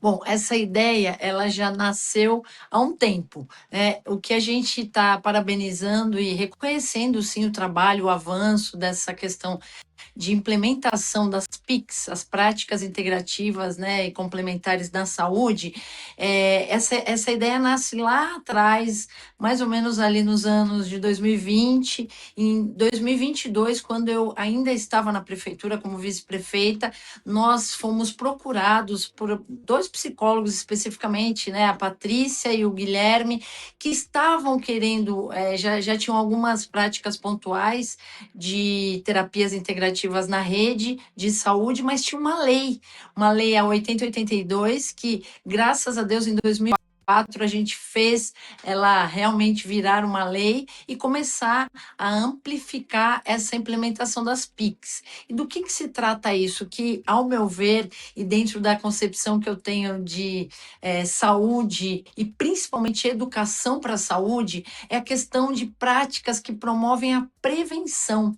A partir do autocuidado, você prevenir doenças. Então, a gente está falando de auriculoterapia, a gente está falando de automassagem, terapias como yoga, danças circulares, medicina chinesa, acupuntura, dentre outras várias terapias. Então, esse projeto de lei sai do papel e vira uma lei lá em 2024. E quando eu saio, né, de vice-prefeita e venho para vereador, também numa das primeiras públicas da saúde, a gente pontuou e alinhou muito bem com a nova gestão de que esse projeto, que depois de ser projeto já como uma lei, deveria ser ampliado. E a nossa secretária da Saúde, a gestão Mara e Tel, abraçaram essas práticas e implementaram, então, nas unidades de saúde da família, em algumas das UBSs, no CAPS, né, saúde mental, e elas têm crescido. E foram premiadas agora nesse Congresso de Secretários de Saúde do Estado de São Paulo, onde as 645 cidades do Estado de São Paulo participaram, e Mogi teve um destaque, tanto que ganhou o prêmio por conta de educação para a saúde de uma forma ampla. O que são as PICs? Práticas integrativas complementares da saúde que previnem doenças, e é muito do que eu acredito. A gente tem um sistema de saúde colapsado no Brasil inteiro, a gente tem UPAs, né, pronto atendimentos, pronto-socorros, hospitais, numa superlotação, onde quer que a gente vá. Não é só uma questão de saúde pública, mas também convênios, saúde privada. Então, a gente precisa educar o nosso pessoal para prevenção, para profilaxia. E essas práticas trazem isso. Então, eu fiquei muito feliz, porque realmente isso faz o meu olho brilhar, a educação para a saúde, a gente se cuidar, a gente trazer a questão da autoobservação, do autocuidado e do autoconhecimento para toda a população. E isso muda todo o cenário da saúde, né, na prevenção, que é uma nova educação, uma nova para a saúde. Então, eu fiquei muito feliz dessa premiação estar acontecendo, e fizemos questão aqui no gabinete de reconhecer o trabalho que está sendo feito, e, mais do que isso, da visibilidade para que ele amplie e que as próprias pessoas, né, a população, possa saber do que se trata e cobrar, Sim. pedir, e que nos seus bairros ela tenha acesso a tudo isso. O mais interessante, vereadora, primeiro, parabéns pela iniciativa, porque a gente sabe que a prevenção é o melhor caminho para se evitar doenças, é assim que se diz nas campanhas de vacinação. A prevenção ainda é o melhor caminho. E para muita gente que não se atenta a esses detalhes, a prevenção ajuda muito na diminuição dos custos do pós-atendimento numa urgência, por exemplo, numa questão que já não tem mais controle. Trabalhando na prevenção, você melhora o atendimento quando a pessoa vai ser atendida lá no SUS ou na UPA, seja onde for, e sem dúvida nenhuma você melhora a qualidade de vida da região. Então, são detalhes que às vezes as pessoas não reconhecem ou não conhecem, mas que são extremamente importantes. Então, é quase que um trabalho de bastidor, né? A gente não aparece fazendo a prevenção, mas evita aí um custo na saúde, que hoje as secretarias, uma das que mais recebe verba, porque a que mais gasta é a da saúde, como a senhora disse, em colapso não só na região, mas no Brasil inteiro, justamente por conta disso. Porque vai atender quando já quase não tem mais jeito. Se tivesse trabalhado a prevenção, não teria esse problema. Agora, esse requerimento a senhora apresentou. Qual seria o próximo passo? Como é que vai funcionar? Agora, o próximo passo, assim, a gente fez, né, a fala em plenário, citando a secretária, né, o adjunto, a Rebeca, o Luiz Botti, toda a equipe, o vice e a prefeita, né, que estão muito vocacionados aí para a saúde, isso é muito importante. E a próxima agora etapa é a entrega de uma placa, né, que seria uma honra ao mérito desse trabalho, para incentivá-los a continuarem, a ampliarem. O que está acontecendo também de bastante importância, relevância, a formação de novos profissionais dentro da saúde para aplicarem essas PICs, porque elas exigem toda uma formação técnica, né, para que elas sejam colocadas em prática aí de uma forma ideal, a formação desses profissionais, ampliação do número de pessoas recebido, e isso a gente faz questão de entregar. Nós vamos lá na Secretaria de Saúde entregar através ali de um pequeno evento, mas muito significativo. A gente tem um departamento de educação na saúde dentro da Secretaria de Saúde, que também sempre foi a menina dos meus olhos, para que as pessoas aprendam a se cuidar, né? E como foi dito, a gente fala de custo saúde, custo SUS, e a gente está falando de qualidade de vida. Teve um destaque esse prêmio para a questão da longevidade, principalmente para o paciente aí da terceira idade, mas a gente sabe que as PICs e essa questão da profilaxia e prevenção, ela é destinada a todos os públicos, né? Para as mulheres, para a questão da saúde mental, para os homens, para as crianças. Então, assim, é uma política pública muito democrática para todas as pessoas e que a gente sabe que evita, além da questão do custo, né, que é importante, mas é principalmente a qualidade de vida das pessoas. Agora, entregar essa moção, esse voto de aplausos em mãos através de uma placa lá para a secretaria e acompanhar todo o processo, incentivar a expansão, trazer parceiros. Eu acho que isso traz um desdobramento de muitas possibilidades. E a gente quer uma cidade saudável. Tá, agora, acima de tudo, divulguem o suficiente, porque é importante que a população saiba exatamente o que está sendo feito na saúde e que esse trabalho de prevenção é extremamente importante, né? Manutenção de carro. Não adianta falar depois que bateu. Se você fizesse uma manutenção, você não teria o prejuízo da perda total no seguro. Tivemos um problema, acho que na conexão da vereadora Priscila. Vamos ver se a gente consegue reconectar, pelo menos para a gente se despedir. A Priscila, vereadora Priscila Yamagami, que agora está no PL lá de Mogi das Cruzes, ela voltou. E é isso, vereadora. Muito obrigado pela sua participação, sucesso aí na sua vereança e que a senhora consiga aí uma divulgação muito grande junto à população e às autoridades também nesse trabalho bonito da saúde, que hoje saúde, educação e segurança são as pastas que mais precisam de atenção de todas as prefeituras e também da União. Então, parabéns aí pela sua iniciativa. Obrigado, viu? Obrigada e obrigada por esse espaço tão importante aí para essa divulgação, né, que a cidade inteira precisa saber. Saberão porque aqui o jornalismo é regional, mas o alcance é global. Priscila Yamagami, do Partido PL de Mogi das Cruzes, foi a nossa entrevistada. Muito obrigado aí, vereadora, pela sua participação e os microfones estão abertos. Quando a senhora precisar falar alguma coisa, sinta-se à vontade e procure a nossa produção, que nós levaremos aí os microfones para que a senhora tenha a voz e a palavra aqui na Guardiã da Notícia. 18 horas e 10 minutos, com essa entrevista fechamos então o nosso giro pelo Alto Tietê. Próxima parada, nós vamos falar sobre as notícias de Brasília, notícias nacionais. E também vamos para a estreia do quadro Municipalismo em Foco, com a Gisele Tonches, direto do interior de São Paulo. Aqui, o nosso jornalismo é regional, mas o alcance, é global. Música e informação na palma da sua mão. Intervalo. Download da notícia, segunda edição. Brasília. 18 horas e 14 minutos. Hoje é quarta-feira, dia 15 de abril de 2026. E agora nós teremos a estreia do quadro Municipalismo em Foco. Vamos falar aí sobre as estratégias e tudo que é articulado nos bastidores da política. E quem vai falar com a gente, quem vai conduzir esse quadro a partir de hoje é a Gisele Tonches, que fala direto de Lourdes, interior de São Paulo. Gisele, seja muito bem-vinda. Como vai? Tudo bem? Boa noite, Gil. É um prazer estar aqui participando com vocês da Guardiã de Notícias. Tá tudo bem.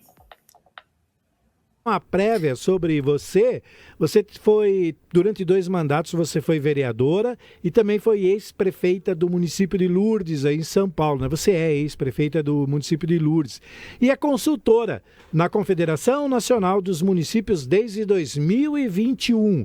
Neste nosso quadro, nós vamos tratar exatamente sobre essas questões das necessidades dos municípios, o que a Confederação pode fazer para ajudar.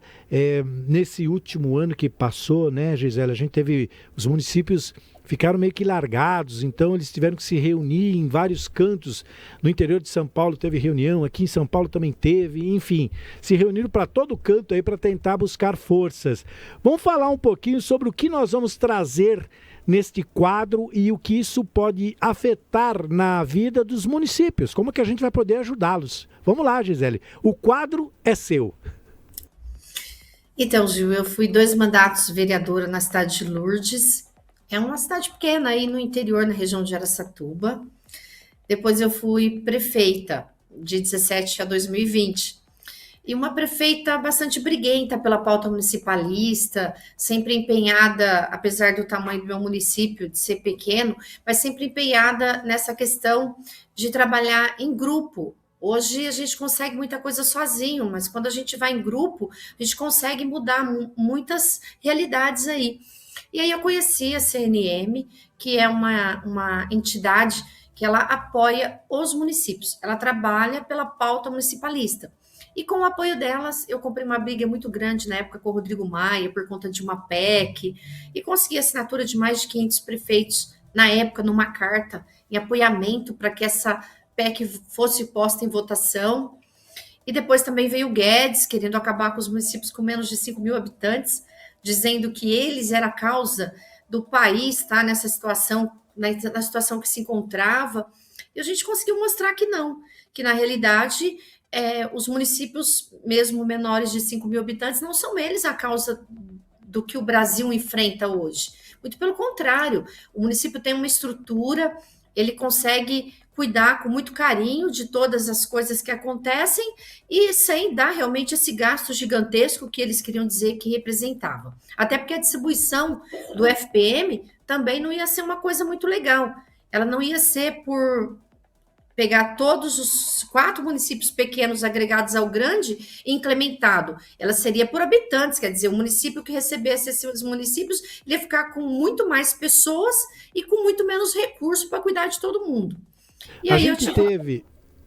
desculpe, a gente teve aqui em São Paulo, na semana passada, se eu não me engano, eu estou meio perdido com o tempo aqui, o Congresso dos Municípios aqui, né, do estado de São Paulo, e a gente percebeu que cidades pequenas sofrem muito, como você mesma disse, né?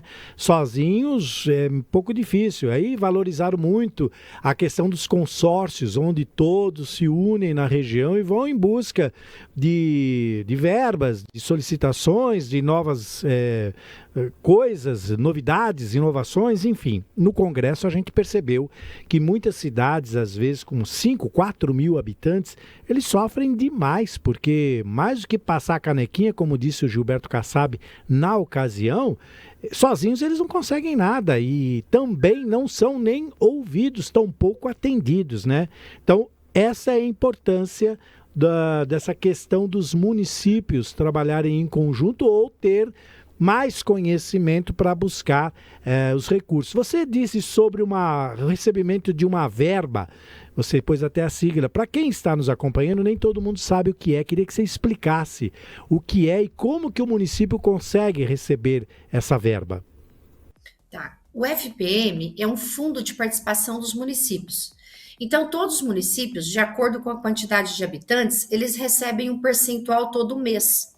Então, até 10 mil habitantes é 0,2, depois 0,4, 0,6, 0,8, e depois de uma certa quantidade de habitantes, estabelece o mesmo valor para todos os municípios. E esse valor, o prefeito tem que gastar até 50%, ele pode gastar até 50% com folha de pagamento. Até 15%, no mínimo 15% com saúde. E olha, prefeito nenhum consegue gastar 15%. Eles gastam 20%, 25%, 28%. Tem município gastando 30% do FPM com saúde. E 25% é obrigatório para a educação. E o que sobra? Se você pega aí uma prefeitura equilibrada com 45% de folha, mais 25% gasta na educação e 20% de saúde, o que gasta para ele fazer infraestrutura? Mobilidade urbana, todas as outras coisas que envolvem o município, cultura, não sobra quase que nada. Então, ele tem que correr lá no Congresso, atrás dos deputados federais, pedindo emenda, ir aos ministérios, vir aqui no governo do estado de São Paulo, pedir apoio aos deputados estaduais. Então, esse FPM é um fundo que todo município recebe e que vai ser prejudicado em algumas partes agora por conta de algumas ações que aconteceram em Brasília.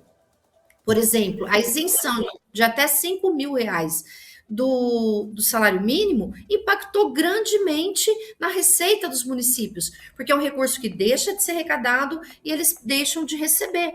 Então, isso impacta muito. Então, nós briga muito por isso. E vale lembrar também uma informação importante que você trouxe: quando o censo ano passado fez uma recontagem, muitos municípios ficaram bravos porque o censo veio com um número bem inferior à população. Aí o pessoal da cidade, não entendendo sobre o assunto, vai ficar bravo por quê? Bobagem, né? Só porque o censo falou que nós somos em 4.000 e nós somos 4.500, que diferença faz? Exatamente, a diferença está aí. As prefeituras não estavam brigando por números que são divulgados pelo IBGE. Elas estavam brigando porque eles caíram numa classe mais baixa e passaram a receber menos dinheiro. Então, às vezes, até essa falta de informação para a população prejudica nessa comunicação. O prefeito reclama, a população não entende do que ele está reclamando e não faz ideia por que está faltando dinheiro, né? Então você já explicou, é justamente por causa disso, porque a média do dinheiro remetido é por conta do número de habitantes. E quando você classifica, porque a base é do IBGE, você classifica que tem menos, é óbvio que você vai receber menos. E vários municípios ficaram super bravos, porque a maioria perdeu aí. Teve região, por exemplo, na região de Campinas, uma média de 5, 6 mil habitantes a menos. Só que naquela tabela ele podia ter caído, como a grande maioria caiu, para uma tabela abaixo. Isso prejudica, né? Aí não tem dinheiro. Foi um ano difícil, porque também não teve emendas para os municípios. Quer dizer, é bem complicado, né, Gisela, essa situação, mas ela precisa ser explicada. Eu acho que esse é um dos focos aqui do quadro Municipalismo em Foco, que é mostrar exatamente como que o município consegue gerar essa máquina chamada governo, né? Você já teve essa experiência. E é muito legal que é aí que entra a confederação. Por exemplo, esses municípios perderam em média 4 milhões de reais. Imagina, você dorme dia 28 de dezembro com orçamento e você acorda dia 2 de janeiro com 4 milhões a menos no seu orçamento. Então, o que a CNM fez? Ela brigou para que, lá em Brasília, através de uma PEC, que esse recurso fosse descontado em 10 parcelas. Ou seja, eles perderiam 10% a cada ano. Isso para eles poderem criar novas fontes de recurso e também para eles poderem fazer uma programação aí nos próximos anos, porque eles saberiam que cada ano eles teriam 400 mil a menos dentro do orçamento. Então, aí que entra a CNM, a gente brigou e conseguiu que essa perca de 4 milhões por município não caísse de uma vez, ela fosse quebrada em 10 anos. Então, cada ano, esses mais de 90 municípios recebem 400 mil a menos. E isso faz diferença, principalmente se for um município pequeno. A diferença, nós vamos fazer o seguinte, Gisele, a partir da semana que vem, todas as quartas-feiras, mais ou menos nesse horário, porque a gente vai estar na região falando sobre o assunto, você vai vir com essas novidades sobre essas questões. Nós somos assistidos por diversas cidades e muitos prefeitos precisam de informações, vereadores e principalmente a população entender, porque às vezes não é por falta de comunicação, é que a gestão pública, ela é difícil de se explicar e principalmente de se fazer.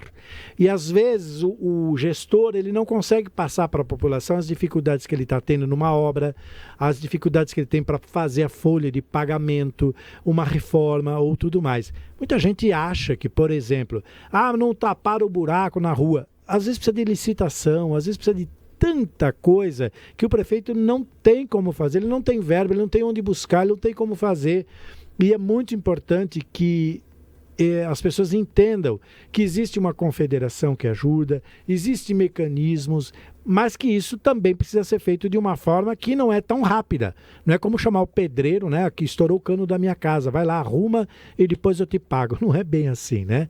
A história é bem diferente. Eu queria que você desse suas considerações para que na semana que vem a gente voltasse efetivamente com o quadro focados aí num assunto sobre essas questões todas que nós vamos abordar a partir de agora, Gisele. Gil, e a CNM ela fica em Brasília, mas nós temos aqui em São Paulo a APM, você foi lá no Congresso, Associação Paulista de Municípios, que ela também briga muito aqui no estado de São Paulo, e eu queria agradecer essa oportunidade de estar participando, de estar levando para as pessoas essas informações, porque às vezes, como você disse, o prefeito não quer fazer. Às vezes a gente demora 2 anos para terminar uma licitação, porque você recebe o recurso do governo, você vai fazer a licitação de uma obra, aí vem uma impugnação de uma outra empresa, e até você regularizar, esse dinheiro até desvalorizou. Então, assim, não é fácil realmente, mas é gratificante a gente poder participar do executivo, deixar nossa marca e compartilhar um pouquinho dessas informações aqui com você, com os nossos ouvintes. Vai ser um prazer. Gratidão pela oportunidade. Eu espero que a gente possa trilhar aí um bom caminho e estar esclarecendo muitas coisas para os nossos ouvintes. Tá certo, Gisele Tonches, você está em Lourdes, né? Lourdes, quantos quilômetros aqui de São Paulo, hein, Gisele? 589 quilômetros. Tá longe, mas com tecnologia você está super perto. Estará conosco aqui todas as quartas-feiras, trazendo essas informações. Bem bacana, é muito legal falar sobre isso. Só para fazer um complemento, você falou sobre essa questão, por que o prefeito não faz? Outro dia um prefeito nas suas redes sociais postou um pedido de não sei quantos milhões que o deputado aceitou de emenda parlamentar. As pessoas acharam que era só entregar aquele pedido e que o dinheiro já estava na conta. Mal sabiam eles que era só um requerimento, era só um pedido. O fato do deputado ter aceito, às vezes até por educação, né, não significa que o dinheiro já fosse remetido aos cofres públicos municipais. E aí criou uma confusão na cidade, que falaram, cadê os 7 milhões que o prefeito pegou do deputado? O deputado nem mandou, o prefeito só pediu, mas só porque tinha um documento criou-se essa questão. Mas a gente vai explicar tudo aqui no quadro Municipalismo em Foco com Gisele Tonches, toda quarta-feira, aqui na Guardiã. Obrigado, viu, Gisele? Que quarta-feira que vem você está de volta comigo aqui. Gratidão. Aquele abraço. 18h27. Vamos então continuar com o nosso giro nacional. Ela falou que a CNN, a Confederação Nacional dos Municípios, está lá em Brasília e é para lá que nós vamos. Olha só, a CPI do crime organizado encerrou os trabalhos nesta terça-feira, ontem, sem a aprovação de um relatório final. Por 6 votos a 4, o colegiado rejeitou o texto do senador Alessandro Vieira, que pedia o indiciamento dos ministros do Supremo Tribunal Federal, Dias Toffoli, Alexandre de Moraes e Gilmar Mendes. Diante da negativa, a comissão foi finalizada sem recomendações oficiais de punição. Na reportagem da TV Senado, vamos entender então por que a CPI do crime organizado teve seu relatório final e foi rejeitado por 6-4. Na tela do DN2. No relatório, com cerca de 200 páginas, o relator, senador Alessandro Vieira, faz um amplo panorama da atuação do crime organizado no país, desde a ocupação territorial por facções e milícias até a infiltração em setores econômicos formais e no próprio poder público. O texto destaca a convergência entre a criminalidade violenta e os crimes financeiros e aponta como essas estruturas atuam de forma articulada para ampliar lucros e dificultar a repressão estatal. O relator cita o caso do Banco Master como um dos maiores escândalos financeiros recentes do país e pede o indiciamento por crime de responsabilidade e conduta incompatível com o cargo de 3 ministros do STF. Dias Toffoli, Alexandre de Moraes e Gilmar Mendes. Alessandro Vieira também pede o indiciamento do Procurador-Geral da República, Paulo Gonet, que, segundo o relatório, teria sido omisso diante dos indícios contra autoridades. Em entrevista coletiva, o senador Alessandro Vieira justificou por que só pediu estes 4 indiciamentos. Essa é uma escolha técnica. O crime de responsabilidade só pode ser processado, investigado e julgado pelo próprio Senado. e ele exige um conjunto probatório menos robusto do que se exige para crimes comuns. Os crimes comuns podem ser investigados por qualquer outra instituição. O indiciamento por crime comum exige um conjunto probatório mais robusto. Vou dar um exemplo didático. Eu precisaria ter quebras de sigilo mais robustas para poder identificar o crime de corrupção. Nós temos notícias relevantes, as informações centrais do ponto de vista de pagamentos, a consultorias, a advocacia, são feitas no relatório, mas o ato de indiciamento exige uma prova a mais, para que a gente possa fazer isso de forma formal e responsável. E é o que a gente faz, a gente deixa isso claro, aponta a necessidade de novas investigações, aponta a necessidade de instalação da CPI própria do Banco Master. O relatório também traz sugestões de propostas legislativas para modernizar o combate ao crime organizado no país, incluindo a ampliação de medidas cautelares, fortalecimento de instrumentos de bloqueio de ativos, aumento de penas para lavagem de dinheiro e maior transparência sobre beneficiários finais de recursos financeiros. O relatório também recomenda medidas estruturais, como a criação do Ministério da Segurança Pública, o fortalecimento dos sistemas de inteligência, maior integração entre os órgãos de segurança, recomposição do orçamento de órgãos como a Polícia Federal, Receita Federal e a ABIN, e ainda sugere a intervenção federal na área de segurança do Rio de Janeiro. A CPI do crime organizado foi instalada em novembro do ano passado. Durante cerca de 4 meses, os senadores requisitaram documentos, quebraram sigilos, aprovaram mais de 100 convites e convocações. A comissão ouviu representantes do governo, especialistas, governadores, mas esbarrou em decisões do STF que, segundo o relatório, atrapalharam as investigações, como a suspensão de quebras de sigilo e decisões que desobrigaram convocados de comparecerem aos depoimentos. Muito bem, minha gente, como vimos aí na matéria, a CPI do crime organizado encerrou aí os trabalhos sobre forte tensão e sem o relatório final, né? Horas antes da votação, olha só, uma articulação direta do Palácio do Planalto resultou na troca de 3 dos 11 integrantes titulares do colegiado. A substituição de última hora garantiram aí a maioria necessária para rejeitar o texto do senador Alessandro Vieira por 6 votos a 4. O relator, senador Alessandro Vieira, denunciou a manobra como deliberada para barrar o indiciamento dos 3 ministros do STF e do Procurador-Geral da República. Com a mudança estratégica na composição, o governo conseguiu neutralizar o parecer que poderia levar a pedidos de impeachment. Sem o documento aprovado, a comissão foi finalizada sem recomendações oficiais de punição às autoridades.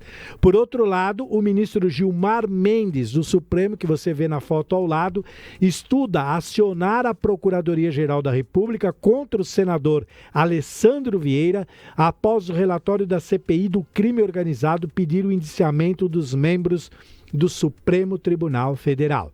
Nos bastidores da corte, a reação é de forte irritação, com magistrados articulando medidas que podem levar à inexigibilidade do parlamentar ainda este ano. O ministro Gilmar Mendes classificou a proposta como tacanho, que é pequena, destituído de riquezas de detalhes materiais, entre outras coisas. É um termo jurídico aí. E sem base legal, sugerindo que houve abuso de autoridade. O caso acirra a crise institucional e coloca o judiciário em confronto direto com o legislativo. Tá, então, 18 horas e 34 minutos, esse imbróglio referente a esse assunto, mais uma vez envolvendo o Supremo Tribunal Federal. Vamos continuar em Brasília. Vamos conferir aí a agenda da Câmara no Informe CLDF dos deputados distritais desta quarta-feira, 15 de abril, para fechar, então, o nosso giro nacional. Na tela do DN2. Olá, hoje é quarta-feira, 15 de abril. O plenário da Câmara Legislativa aprovou na tarde de ontem o redimensionamento da área destinada ao Polo de Cinema e Vídeo do DF, que fica em Sobradinho. Uma lei de 2002 reservou 400 hectares para finalidade audiovisual, mas o projeto pouco avançou conforme o previsto. O projeto de lei é de autoria do deputado Wellington Luiz e do GDF. O texto diminui a área de 400 para 16 hectares e abre caminho para a regularização de terras ocupadas por trabalhadores do chamado assentamento José Wilker. A matéria segue agora para a sanção da governadora Celina Leão. Entre outras pautas, o plenário também aprovou a criação de normas para a transferência de outorgas de táxi aqui no DF. O objetivo é reduzir a burocracia e adequar as regras locais à legislação federal.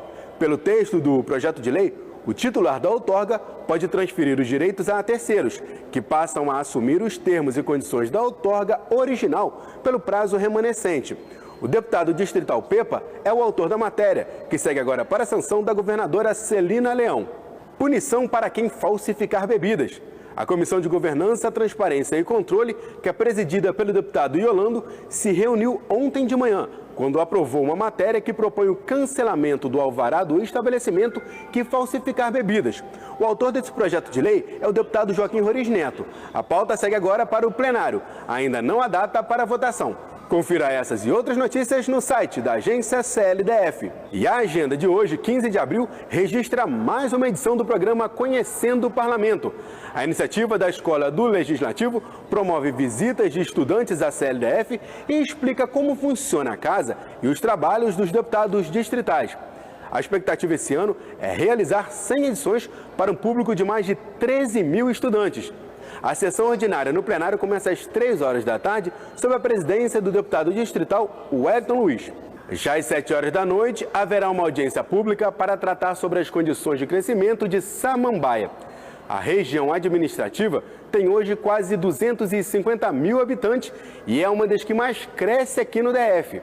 A audiência vai ser na Escola Classe 431 e a autora desse evento é a deputada Paula Belmonte. Muito bem, acesse as nossas redes sociais e também nosso portal Guardiã da Notícia para ficar sempre muito bem informado. Agora são 18 horas e 37 minutos. Vamos para mais um rápido intervalo. Na volta, Litoral Norte. E quem traz as informações de lá é o nosso correspondente, o Francisco Trevisan. Música e informação na palma da sua mão. Intervalo. Download da notícia, segunda edição. Litoral Norte. Litoral Norte.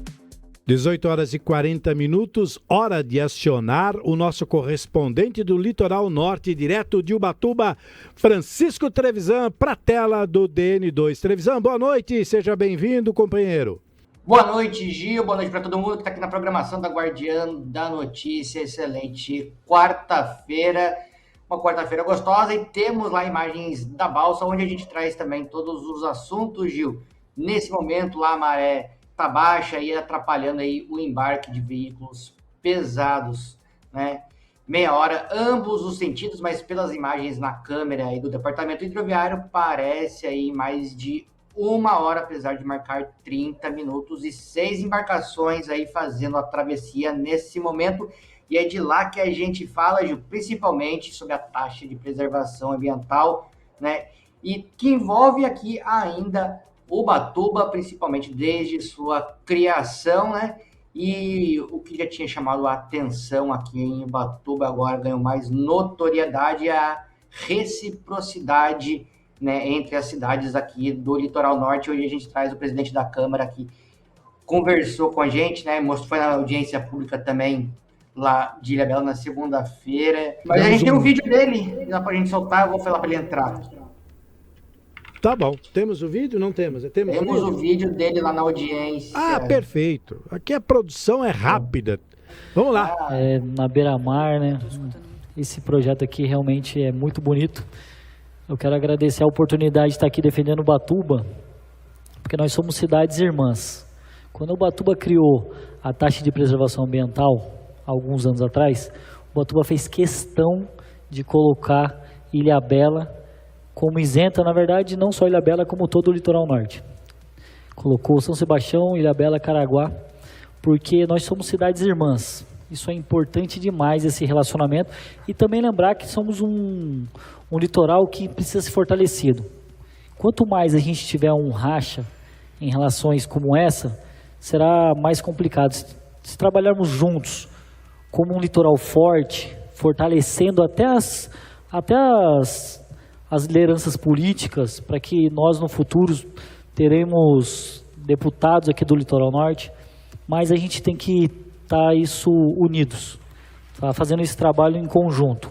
Ubatuba, todos sabem que é a cidade que tem menos recursos aqui no Litoral Norte, levando em consideração que as outras 3 cidades têm os royalties. Nós precisamos muito da taxa de preservação ambiental, apesar de estar mal aplicada no Ubatuba nesse momento, que a prefeita faz questão de não fazer os investimentos devidos. Mas é importante demais fazer com que o restante do litoral a gente consiga transitar com os ubatubenses sem essas taxas. Porque, como eu disse no começo da minha fala, a gente teve esse olhar por fortalecer o litoral todo. A questão da reciprocidade, a gente precisa estar juntos, unidos, trabalhando no litoral forte e, sem dúvida, como cidade irmãs que nós somos. Então, é importante essa fala para a gente conseguir se manter consolidado como um bloco, porque não é interessante para ninguém nós ter o litoral rachado. Muito obrigado e quero agradecer a presença de todos vocês também. O vereador Maurílio falou muito bem em relação a Caraguatatuba, que está ainda mais próxima de Ilhabela. Revisan, a entrevista que você pediu, a sonora que você pediu, o que nós temos mais? Nessa fala aí, já também eles responderam, né, sobre essa questão aí da... Ó, ele tá falando que ele tá aí para conversar com a gente. Entra, peraí. Na tela com você aí, olha, Trevisan. Gade, agora sim. O que aconteceu depois lá, Gade? A resposta que você teve da Prefeitura de Ilhabela, do Litoral Norte, ser apenas 2 cidades, Ilhabela e São Sebastião, entre elas. Na verdade, nessa audiência pública, estive lá, estava a secretária de Meio Ambiente que cuida da pasta da TPA, né, da taxa de preservação ambiental. E ela foi bem clara, disse que não tem interesse em isentar nem Ubatuba nem Caraguatatuba, somente para os trabalhadores. Ela deu uma desculpa lá que as pessoas que trabalham sim, mas o restante do litoral não. O restante dos moradores aqui de Ubatuba. Então, eu falei que farei a lei da reciprocidade. Se eles não vão isentar o Ubatuba, nós não iremos isentar também os moradores de São Sebastião e Ilhabela. Porque São Sebastião também fez a lei e não isentou o Ubatuba. E não existe esse interesse, a gente já vem acompanhando, Gil, já fiz várias matérias também, perguntando bem antes também sobre, né, se teria essa isenção, e até mesmo antes da votação, né, que aqui foi diferente, agora estão tendo as audiências públicas para definir a TPA, né? Primeiro eles votaram diferente aqui de Ubatuba, aonde o povo foi ouvido, e também, Gade, temos uma moradora aí que mandou um áudio também parabenizando aí pela reciprocidade. Ali, solta pra gente, por favor. Fala para ele que eu, como munícipe, dou meus parabéns, porque nada mais justo do que a reciprocidade. Verdade. Legal. Gil? Bem, só para a gente ter uma ideia, por que está tendo tanta dificuldade nessa questão, presidente? O que está acontecendo de fato que está dando tanto problema? O senhor outro dia entrou falando aqui com a gente, o senhor estava até no seu automóvel, o senhor gentilmente concedeu entrevista, o senhor falando sobre outros assuntos também, agora essa questão. O que realmente está travando? Qual é a verdadeira verdade que trava tudo isso? Falta acionamento dos prefeitos. Isso é líquido e certo. A gente vê que a prefeita tinha um relacionamento com o prefeito Colucci, mas se vê que faz um tempo que eles não se encontram. Então ele declarou que viria candidato a deputado, ela disse que já teria os candidatos dela, ele não deve ter ficado muito feliz, até mesmo já desistiu da candidatura a deputado dele. Então deu uma rachada aí entre os prefeitos. Então, quando não tem um bloco, não tem um litoral fortalecido, não tem uma região metropolitana, nós daqui somos a região metropolitana, grupo 5, litoral norte do estado de São Paulo. Então, é até Quando foi criado a região metropolitana, foi criado justamente para a gente fazer negócios, trabalhar em bloco, em processos licitatórios que podem colaborar em consórcio, como acontece em Minas Gerais, em outros lugares funcionam muito bem. E eles têm que fazer com que esse funcionamento do Litoral Norte seja uma parceria, são cidades irmãs. Infelizmente, os prefeitos estão com pouco relacionamento. Eu acho que um, para chamar a atenção do outro, começa a fazer esse tipo de coisa que eu acho absurdo. Nossa cidade de Ubatuba não tem culpa, tanto que Ubatuba já isentou as outras cidades. Mas agora vai deixar de isentar. Se não resolverem isso, próxima semana não, que é feriado, mas na próxima sessão vou colocar a lei da reciprocidade para leitura, e na outra sessão subsequente eu vou colocar para votar. Então vou cobrar também, tenho certeza que a lei vai passar aqui, vamos cobrar de São Sebastião e de Ilhabela também. Bom, presidente, o senhor e quem está ao seu lado está fazendo o papel certo, que é a representatividade da população na Câmara, justamente pelos seus direitos e benefícios, né? A isenção realmente é importante, mas que precisa ter a união, sim, dos prefeitos para que cheguem num consenso, não tenha dúvida nenhuma. Espero que vocês consigam, diante da força que o senhor tem aí na Câmara e junto aos seus aliados, que vocês consigam aí dar um próximo passo, como o senhor disse, não na semana que vem, porque por conta do feriado, mas em breve. Obrigado, viu, presidente, mais uma vez por nos atender e entrar ao vivo aqui na Guardiã, pedido do Trevisan, que é o nosso correspondente, e sempre atento, sempre disposto a nos atender. Muito obrigado mais uma vez. Presidente da Câmara de Ubatuba, Gadi Gonzalez. Gonzalez é do quê? Espanhol? É Gonzalez. Meus pais são uruguaios. Você tem cara de espanhol, essa sua barba meio espanhola daquela área, né? Habitada pelos árabes, então tem uma mistura de árabe com espanhol. Então tá bom. Obrigado. Deus. Obrigado. Trevisan, para a gente encerrar, 18 horas e 51 minutos virou agora. O que nós temos mais? Temos notícias policiais também, tentativas de homicídio aqui nas cidades do litoral. Todos esses destaques lá no portal aguardiandanoticia.com.br. Gil. Obrigado, então, 18h51, Televisão Amanhã, você volta com mais detalhes, mais informações. Parabéns por ter trazido muito mais informação para a gente, com a presença do presidente da Câmara aí de Ubatuba, o Gadi. É muito importante ter essa opinião, essa força e principalmente mostrar para a população que alguns vereadores, pelo menos, estão trabalhando em nome da população, que essa é a função deles. Obrigado, viu, Televisão? Amanhã a gente se vê de novo aqui no DN2. Pode deixar, viu? 8 horas e 51 minutos, continuando ainda no litoral, nessa cobertura da Guardiã da Notícia, vamos agora para Caraguatatuba. O Parque Natural Municipal do Juqueriquerê, em Caraguatatuba, celebra 3 anos de história com uma programação especial. E o melhor, hein? Tudo de graça. Durante todo o mês de abril, o público poderá desfrutar de atividades culturais, educativas e ambientais, como exposições, apresentações musicais e doação de mudas nativas. O evento ocorre na Avenida José Herculano, número 5030, no Porto Novo. Confira os detalhes sobre a celebração na reportagem a seguir, de produção da TV Câmara de Caraguatatuba. Na tela do DN2.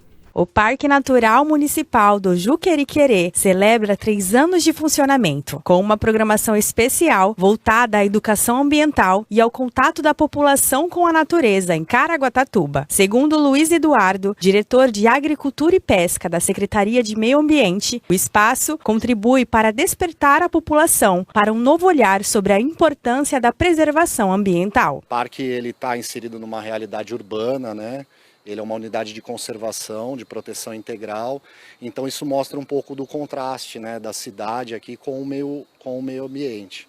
Então ele traz essa provocação para as pessoas acordarem para o meio ambiente preservado, aqui um espaço que você tem uma fauna e flora abundante, exuberante, que você pode aproveitar.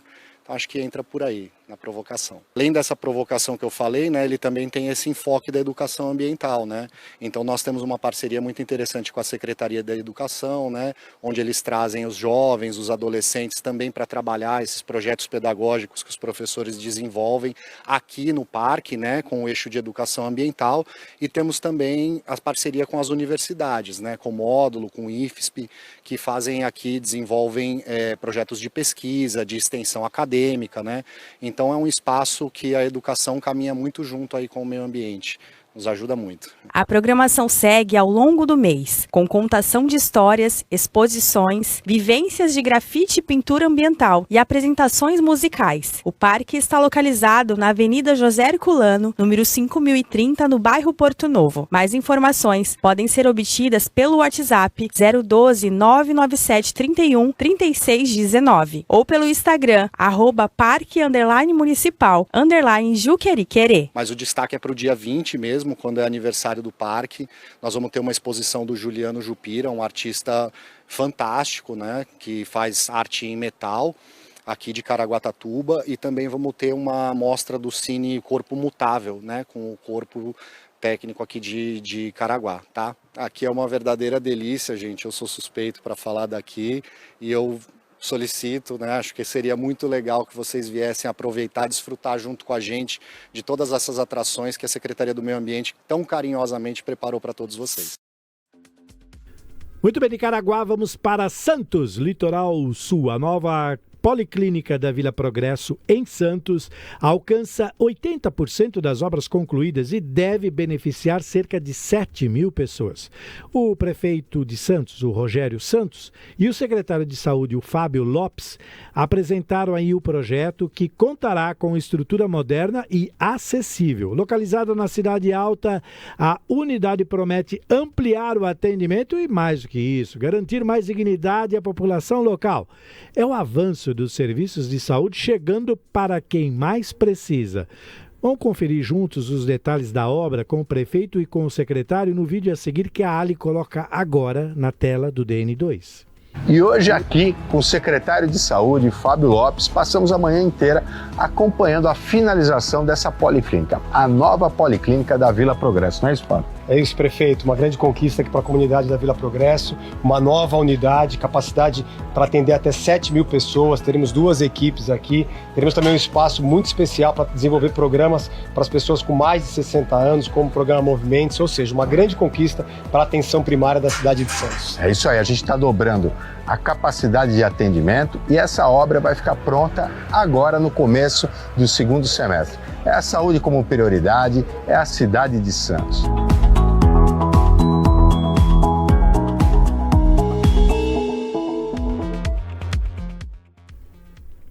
18h56. A você que nos acompanhou aqui pelo FM 82.3, muito obrigado pelo carinho da sua audiência. Amanhã nós estaremos de volta às 7 da manhã com Cidade Dentro da Cidade com o Fred Júnior. Depois às 9 horas a Fabi Teixeira e o Fred comandam o DN1 com as principais notícias que movimentaram aí a nossa semana, o nosso dia e todos os cenários políticos. Nós continuamos aqui pelo nosso portal com imagens no www.aguardiandanoticia.com.br, que é aguardiandanoticia.com.br, www.aguardiandanoticia.com.br e também no nosso canal do YouTube. Continue com a gente, porque tem muita coisa ainda para você conferir, tá bom?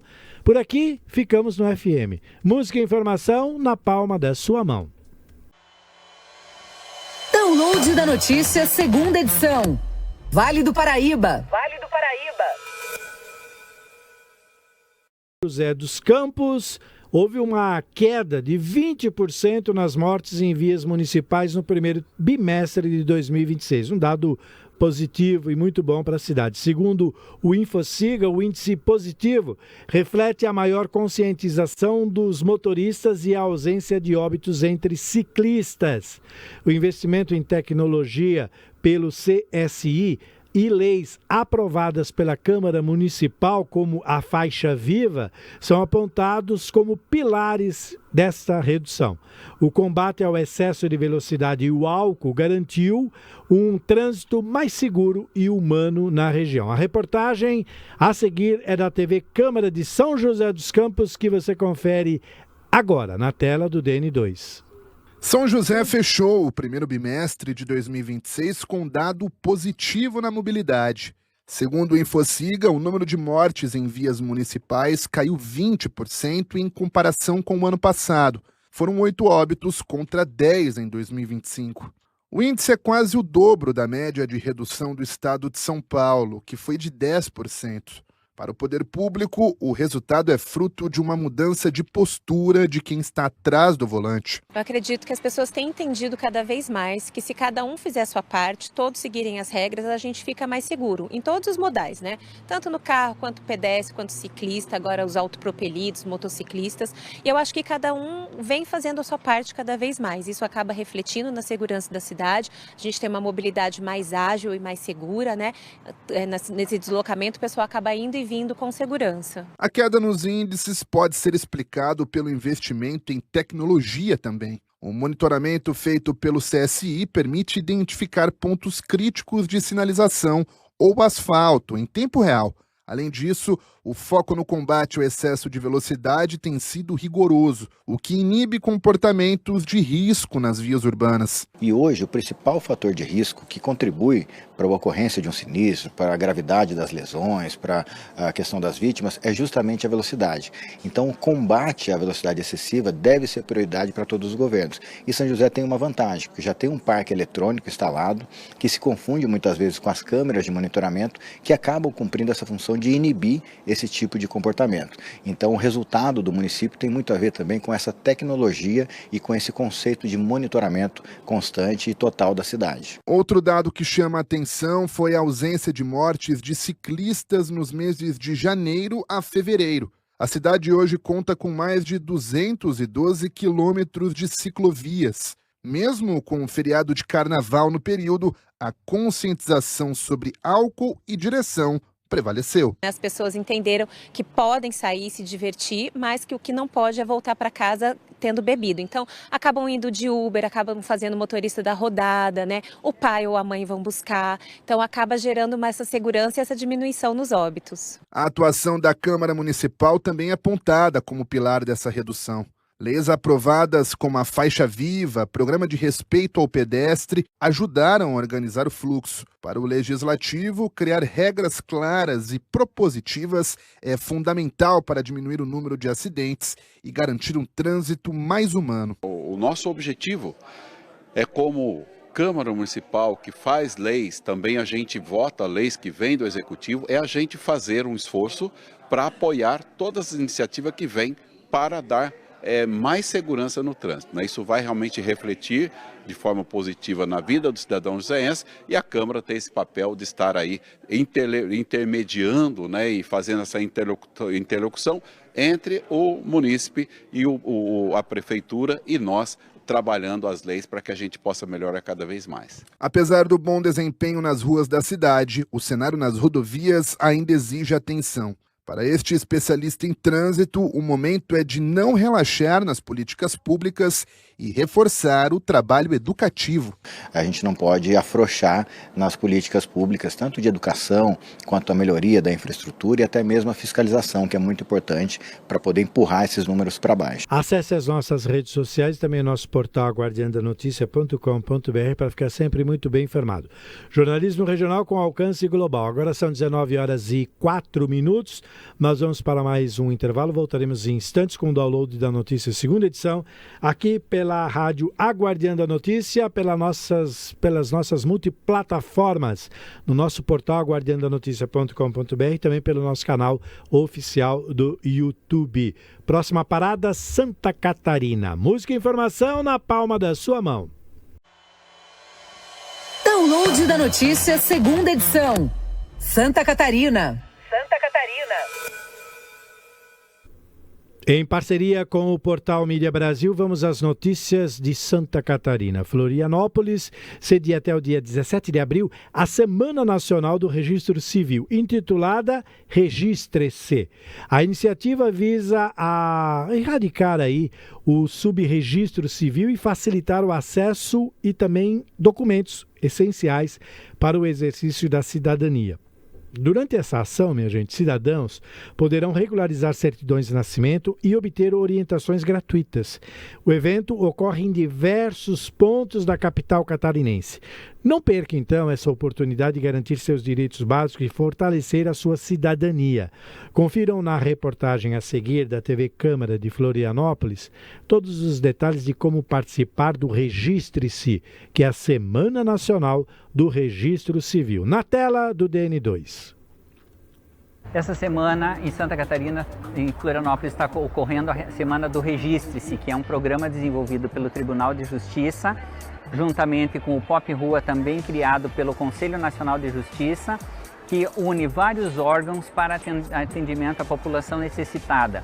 Esse evento está ocorrendo de segunda a sexta-feira, do dia 13 até o dia 17, de segunda a quinta, das 9 horas da manhã às 16 horas e na sexta-feira, das 9 às 14 horas. Vários órgãos aqui presentes, como os registradores civis, do qual eu faço parte da Associação dos Registradores de Pessoas Naturais, ARPEM-SC, e também INSS, Cadastro Único, Cine, Ministério Público, Defensoria Pública, são órgãos que podem, a partir das necessidades da população, dar o apoio necessário de quem vir até aqui nesses dias. Se você está precisando de alguma coisa, estamos à disposição até sexta-feira. Obrigado. Próxima parada, Salvador, Bahia. Música e informação na palma da sua mão. Já voltamos. Download da notícia, segunda edição. Bahia. Olha só, a cantora Ana Mameto, que é uma cantora conhecida em Salvador, na Bahia, celebrou a entrega das obras do Teatro Castro Alves, o TCA. E ela destacou aí a importância do espaço para a cultura baiana. Em visita ao complexo, a artista reverenciou o retorno das atividades na Casa de Talentos, agora totalmente revitalizada e com estrutura ampliada. Ana Mameto agradeceu ao governo do estado da Bahia e à Secretaria de Cultura pelo investimento que faz a arte pulsar novamente na Bahia. Acompanhe os detalhes da reinauguração e o impacto dessa entrega para o cenário artístico nacional no vídeo que ela preparou a seguir na tela do DN2. Oi, gente, eu sou a Ana Mameto, estou aqui para dividir com vocês esse dia especial, a alegria de mostrar, tantas transformações nas vidas de tantas pessoas no estado da Bahia. São muitos projetos importantes que está feito, que foi prometido e que vai acontecer, não, que já está acontecendo. E eu não posso deixar de falar do TCA, que faz parte da minha vida, que faz parte da história da Bahia, da cultura, do teatro, da dança, da música. O TCA está voltando e eu estou aqui muito feliz em fazer parte desse dia especial, de mostrar para vocês um pouquinho de tudo que está acontecendo no estado da Bahia, com o governo do estado. Muitas transformações. Tá então as obras do Teatro Castro Alves entregues, o TCA. É muito importante. A dona Rita de Cássia vai lá conferir se está tudo certo aí no TCA, o Teatro Castro Alves. 19 horas e 12 minutos. Antes de encerrar, a gente ainda tem as notícias internacionais. Daqui a pouquinho, música e informação na palma da sua mão. Download da notícia, segunda edição. Internacional. Olha, a China declarou nesta quarta-feira que apoiará firmemente Cuba contra as ameaças dos Estados Unidos. A manifestação de Pequim ocorre em um momento estratégico. Poucos dias após o presidente cubano Miguel Díaz-Canel propor a abertura de um diálogo com Washington. O apoio chinês reforça a aliança entre os dois países em meio à pressão diplomática norte-americana na região. Na reportagem da AFP, agência France Press, você confere mais detalhes sobre o assunto acompanhando aqui na tela do DN2. A China reiterou nesta quarta-feira seu firme apoio a Cuba. O Ministério das Relações Exteriores do gigante asiático condenou as contínuas ameaças dos Estados Unidos contra a ilha comunista. O anúncio ocorre poucos dias depois de o presidente cubano Miguel Díaz-Canel ter apelado ao diálogo com Washington. A China se opõe à diplomacia coercitiva e apoiará firmemente Cuba na defesa de sua soberania nacional e na oposição à interferência estrangeira. Pequim e Havana são aliados de longa data e as autoridades chinesas têm se oposto consistentemente ao embargo comercial imposto pelos americanos à ilha há décadas. A crise se agravou em janeiro, quando as forças americanas capturaram o então presidente venezuelano Nicolás Maduro e cortaram o principal fornecimento de petróleo de Havana. O presidente Donald Trump alertou que o regime de Cuba em breve cairia e que o país precisava chegar a um acordo ou enfrentar as consequências. No entanto, Washington permitiu que um carregamento de petróleo bruto de um navio-tanque russo fosse descarregado em Cuba no final de março, e a Rússia anunciou que enviaria uma segunda embarcação. Muito bem, pelo horário de Brasília, 19h16, ponto final. Ficamos por aqui, contamos hoje mais um capítulo da nossa história com fatos que marcaram esta quarta-feira, 15 de abril de 2026 e viraram notícias. Para se manter sempre por dentro de tudo que está acontecendo, acesse o nosso portal aguardiandanoticia.com.br. Muito obrigado a toda a nossa equipe de operação e produção. Participaram dessa edição.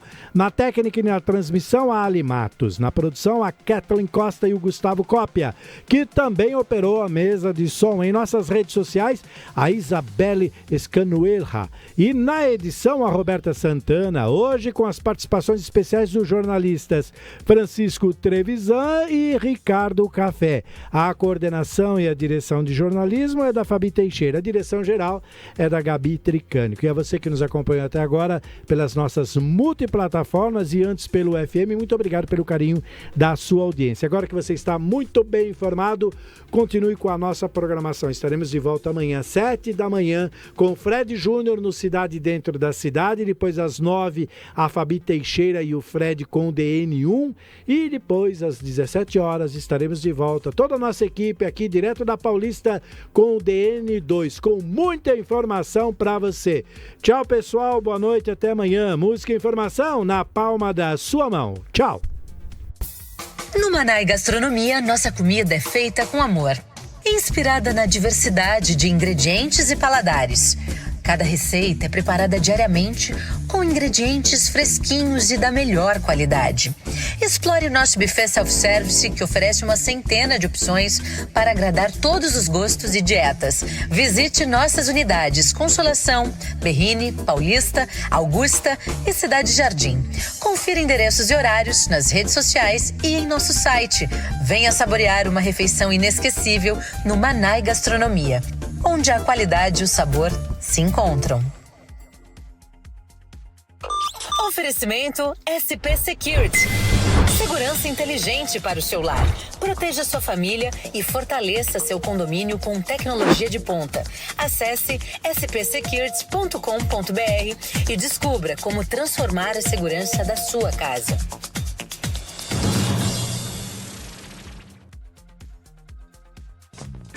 Está tendo problemas com a internet da sua empresa? Sabemos que se manter conectado é algo indispensável no dia a dia de qualquer negócio. Então, chega de passar sufoco. Venha para o futuro da conexão. Venha para a TerraCorp. Nascemos com a missão de prover à sua empresa uma conexão com alto desempenho e estabilidade para atender a todas as suas necessidades na hora de navegar em diversas plataformas. Com soluções inovadoras e especializadas, a TerraCorp está pronta para conduzir a sua empresa para as alturas. Não espere mais. Entre em contato conosco agora mesmo ligando para o 011 3192 1919 ou visite o nosso site em terracorporation.com.br. Teracorp, soluções em tecnologia para o seu sucesso. Quer estar sempre atualizado com o que acontece na sua região? É fácil. Escaneie o QR Code na tela e conecte-se ao conteúdo exclusivo de A Guardiã da Notícia. Jornalismo regional, informações em primeira mão e as músicas que você ama ouvir. Sintonize também na rádio, AM 560 ou acesse pela web. Tudo isso na palma da sua mão, a qualquer hora, em qualquer lugar. Grupo A Guardiã, conectando você ao futuro.